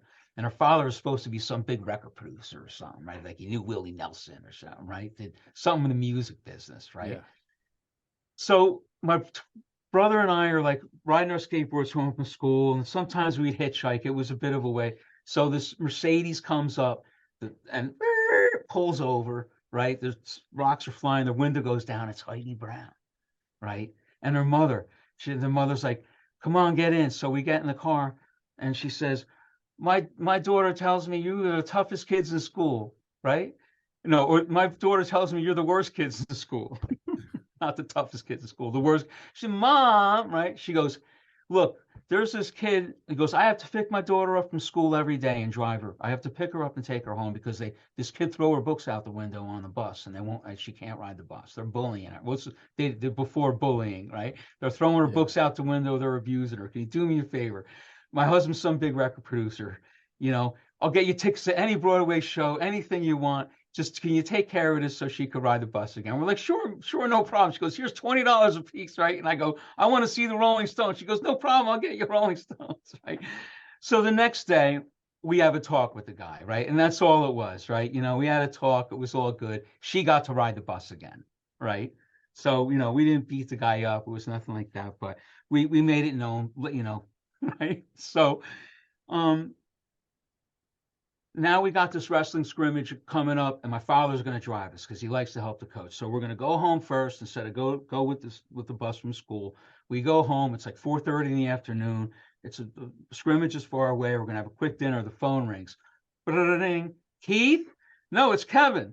It's Lisa Brown. I got your Rolling Stones tickets." I'm like, "Really?" And it sounded like she was jumping up and down, like it's totally excited. I'm like, "When's the show?" She goes, "Tonight at the Brendan Byrne Arena, and Tina Turner's opening. You don't want to be late, right? Because you want to see, you got to see Tina Turner. My husband's on his way home from New York. You can come here and get the tickets, right? Come now," right? So, we have to convince. We're supposed to go to this wrestling scrimmage, Right. right? My mother comes down from upstairs. She hears what's going on. There's like tears coming down her face. "We want to go." Anyway, they let us go to the concert, right? So my father drives us to the guy's house. Right, we get the tickets. He drives us all the way down to the Meadowlands, and drops us off. Right, and was like, "Meet us here. I'll pick you up here when the show's over." We'll call you. Right. Right. We were like 50. It was 1981. Right, it was the second of two nights that they were playing there. Brendan Byrne Arena had just opened. Right, and we got in there, and the seats were like right on the side of the stage, and there was like a bunch of suits to our left of us. There were like, you could tell were important seats, right? Oh, Yeah. because later on in life I would come to know, like when you got a lot of the tickets I got for free were on the side, right on the side of the stage, not front row, where you could like see everything. And I always liked being over that area. And there's like all these Hell's Angels to our left and everything. It was mind blowing, man. And they came out, and I remember seeing when Keith Richards came out, this dude handed him a guitar, right? And I was like, "Man, that's got to be the coolest job in the world." You know what I mean? Like, how the fuck do you get to do that? You know what I mean? Because somebody's doing it. You know what I mean? So, that was phenomenal that that happened. I became friends with Larry Brown, her father, right? I befriended the guy, and it turned out he wrote a lot of songs. He was a songwriter. Really? Yeah, from Newark, New Jersey. Grew up in the projects, right? He probably like in his 80s. He was in trouble as a kid, and and he became a songwriter, and then his wife was Lisa Brown. She's Sicilian, like I grew up in North Colwell, New Jersey. There was a very ethnic, you know what I mean? And that's how we identify, you know what I mean? I loved all the food. I loved going to the other side of town where the nice houses were, and I would get, different food, and, it was great, so that was Larry Brown. He wrote for co-wrote Tie Yellow Ribbon Round the Old Oak Tree. Okay. Kevin, that Yeah. had to be one of the most Jersey Popular. Yeah. stories I've ever Yeah. heard in my whole Yeah, life. Frankie Valli, yeah. Mhm. I mean, the whole story about, Cool. hey, I need you to I know. do me a It's favor. true, you know. It's completely true. It's completely true. I Yeah. love a good stereotype. You because know, it and there's comes from more, solid you know what I place. mean? I'm going to wrap it up, but like another time, these couple knuckleheads that my brother and I hung out with, we were drinking beer and Jack Daniels, and these guys got out of control. We went to the next town, right? So, you're 15 years old, you drink 2 beers and a couple shots of Jack Daniels, you're like you're totally banged up, right? So we're in the pizzeria, there's 4 of us, right? The other 2, it's like me, my brother, myself, and these other 2 guys that we're with. Well, they start trouble in the pizzeria, right? And they start a fight, for no reason, you know what I mean? Like we could, so now we got like 20 kids chasing us down Bloomfield, right? And then I'm like, whoa, look behind, not exaggerating. It's like a bunch of kids are chasing us. They're going to beat our butts. And right there is this limousine at the light, and the window rolls down, and it's Larry Brown. Right. They had just come from like Radio City or something, like award show. He's like, hey, you guys all right? I'm like, no, I open the door, we jump in the car. Get us out of here. Like this, we tuck down, the fucking kids go running by, like that's how I would like end up meeting Larry in these like, crazy situations. I've always had Larry Brown in my life, but he taught me about music, and he was a great guy. He was a great guy. He loved Steely Dan, and I'd go down in his basement with him, and he turned me on the records, turned me on to Steely Dan, all kinds of Mahavishnu Orchestra, all kinds of cool stuff. That's great to have someone in your life that really showed you a different way of things, man. Mm-hmm. And then saved you from an ass kicking too. Oh, that's Kevin, man, I'm so happy that you took the time to come on, man, and hope I didn't babble on too long. Piece of your life. Oh man, apparently we could do this all day. Right. Thank you. I love hearing your stories as well. And it's fantastic. A pleasure to work with you. You know what I mean? I remember, we definitely spent some time together. Yeah, and all of it good, Mm-hmm. all of it good. We'll absolutely do this again, man. No doubt. My next chapter will be you hired me as a guitar tech, not a truck driver. Please hire a professional. Good advice, good advice. Kevin, enjoy the day with the wife, man. I appreciate you, bro. man. Take care. All good, man. God bless. Thank you.